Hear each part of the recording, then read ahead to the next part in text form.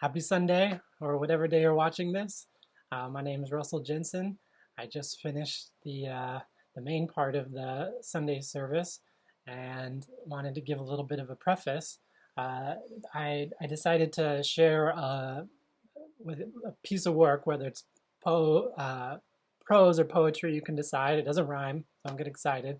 But it was inspired by the science mind class I took with Lucy, or I'm taking with Lucy, but it was a section on uh, Emerson that was particularly inspiring. I really liked both his relationship to nature as a way of informing him about the divine, as well as his meandering but purposeful prose and poetry that he writes.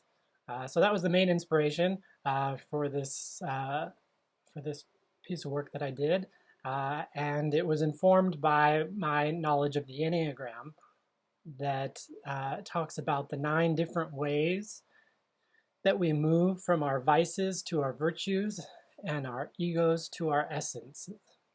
And our vices are what we use to restrict ourselves from our divine essence, and our virtues are what we use to open up again to that divine essence.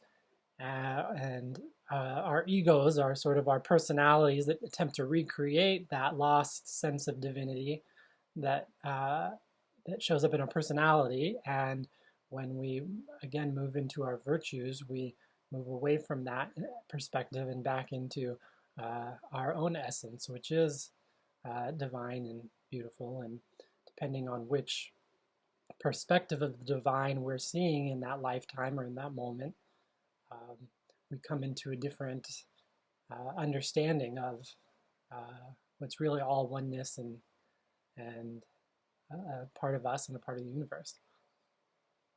It's really a collection of maybe 9 different sets, one for each spiritual path or spiritual perspective.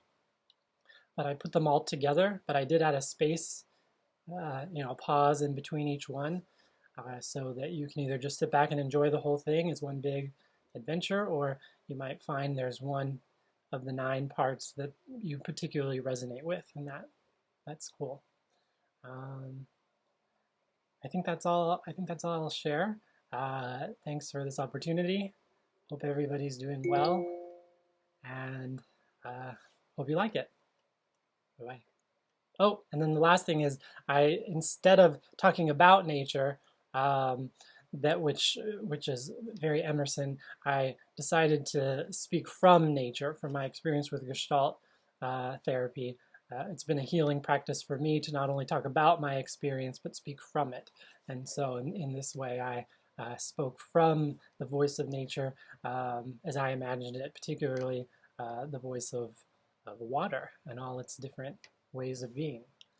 It was a great time. Okay, that's it. Let me know what you think.